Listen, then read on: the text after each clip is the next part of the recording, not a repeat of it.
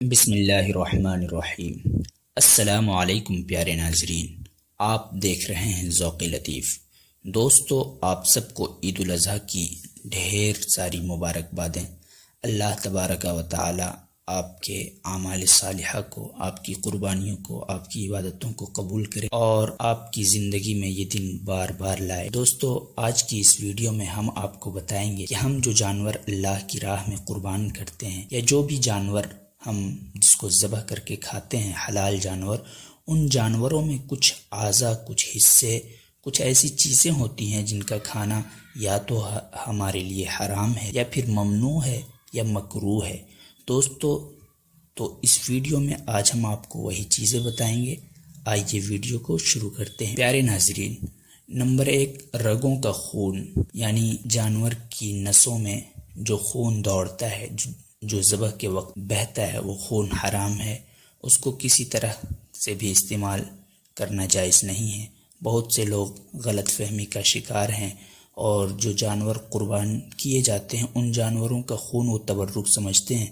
یہ سراسر جہالت اور نادانی کی بات ہے۔ خون چاہے قربانی کے جانور کا ہو یا کسی بھی ذبح ہوئے جانور کا ہو، وہ خون بہر صورت حرام ہے۔ نمبر 2، پتا یعنی وہ تھیلی جس کے اندر پت بھرا ہوتا ہے، تو وہ بھی حرام ہے۔ نمبر 3، پھونکنا یعنی مثانہ کے جس کے اندر پیشاب جمع ہوتا ہے، وہ بھی حرام ہے۔ بعض لوگ اگر چاہیں کہ پیشاب نکال کر کے باقی اس کو استعمال کر لیں تو یہ صورت بھی جائز نہیں ہے۔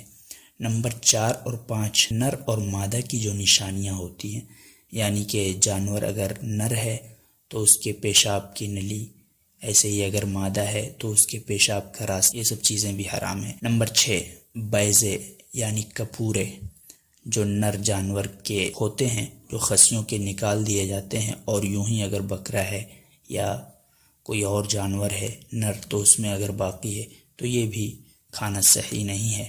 نمبر 7، غدود، یہ غدود جو چھوٹی چھوٹی گٹھلیاں ہوتی ہیں، ابھی ہم آپ کو ویڈیو کے آگے میں بتائیں گے کہ غدود کیا ہوتے ہیں۔ نمبر 8، حرام مغز۔ نمبر 9، گردن کے 2 پٹھے یہ شانوں تک یعنی کندھے تک چلے آتے ہیں۔ نمبر 10، کلیجی کا خون۔ کلیجی کے اندر، کلیجی یوں تو پورا خون ہے جو ہمارے لیے حلال کیا گیا ہے، لیکن کلیجی کو جب آپ کاٹیں گے تو اس کے اندر جو جگہیں ہوتی ہے ان میں بھی خون جمع ہوتا ہے، تو وہ خون ہمارے لیے کھانا درست نہیں ہے۔ نمبر 11، تلی کا خون۔ نمبر 12، گوشت کا خون جو ذبح کے بعد گوشت میں سے نکلتا ہے۔ نمبر 13، دل کا خون۔ دل کو بھی یوں ہی نہیں کھانا چاہیے، اس کے اندر بھی خون جمع ہوتا ہے، لہٰذا اس کو بھی صاف کرنا ضروری ہے۔ نمبر 14، پت، یعنی کہ وہ پیلا پانی جو پتے کے اندر ہوتا ہے، تو وہ پانی بھی اور پانی کے ساتھ وہ تھیلا بھی، یہ دونوں ہی چیزیں کھانا درست نہیں ہے۔ نمبر 15، ناک کی رطوبت، ناک کی گندگی جو بھیڑ وغیرہ میں زیادہ تر ہوا کرتی ہے، اور کبھی کبھی ہمیں بکروں اور دوسرے جانوروں میں بھی دیکھنے کو ملتی ہے، تو وہ ناک کی رطوبت۔ نمبر 16، جانوروں کے پیچھے کا مقام جس سے گندگی نکلتی ہے، تو چاہے کیسا ہی جانور ہو اس کا وہ حصہ کھانا بھی درست نہیں ہے۔ نمبر 17، اوجھڑی۔ نمبر 18، آنتیں۔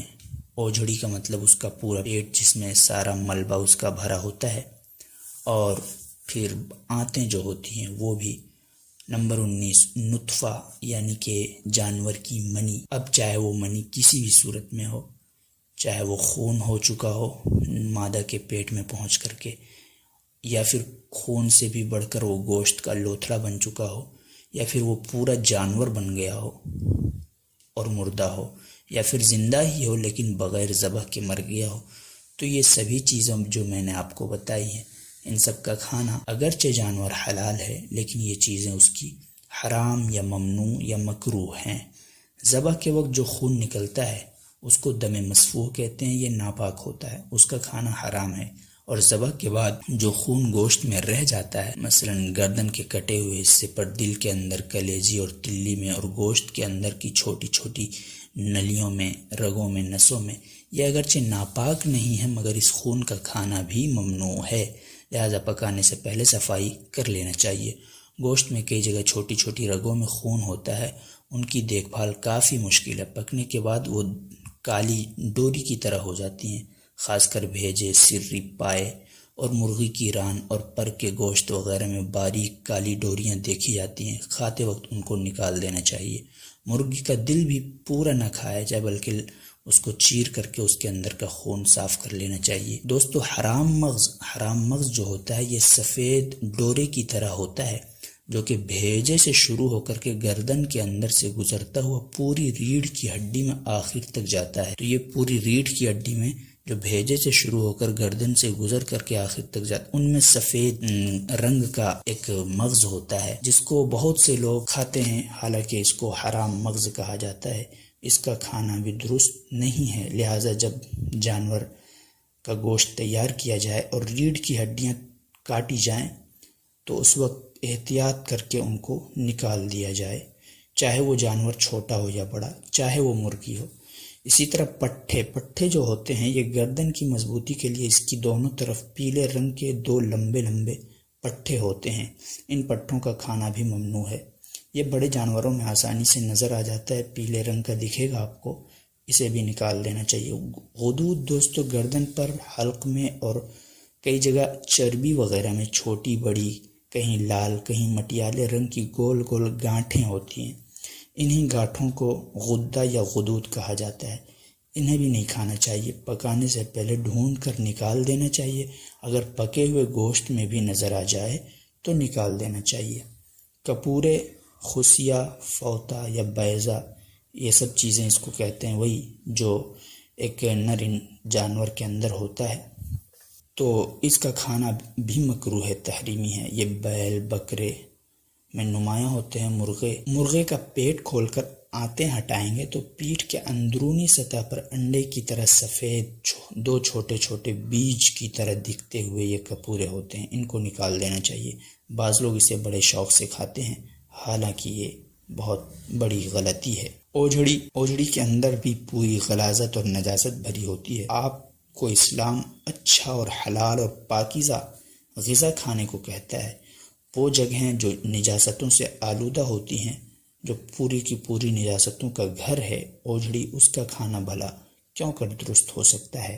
لیکن کچھ لوگ اسے بھی بڑے شوق سے کھاتے ہیں، ان سے بچنا چاہیے۔ شاید وہ اپنی جہالت اور نادانی کی وجہ سے اب تک کھاتے آ رہے تھے، لیکن اب جب آپ جانتے ہیں تو ان چیزوں سے ضرور بچیں تاکہ آپ کی غذا حلال ہو، آپ کا کھانا درست ہو، اور اس سے آپ کے اندر، آپ کے جسم میں جو نشو و نما ہو، آپ کے بچوں کی پرورش ہو، ان میں حلال اور پاکیزہ رزق اور پاکیزہ غذا کی برکتیں شامل ہو۔ دوستو آج کی اس ویڈیو میں اتنا ہی، ملتے ہیں اگلی ویڈیو میں۔ اگر آپ کو ویڈیو پسند آیا تو ویڈیو کو لائک کریں، چینل کو سبسکرائب کریں، اپنے دوستوں کے ساتھ شیئر کریں اور مجھے اجازت دیں۔ خدا حافظ۔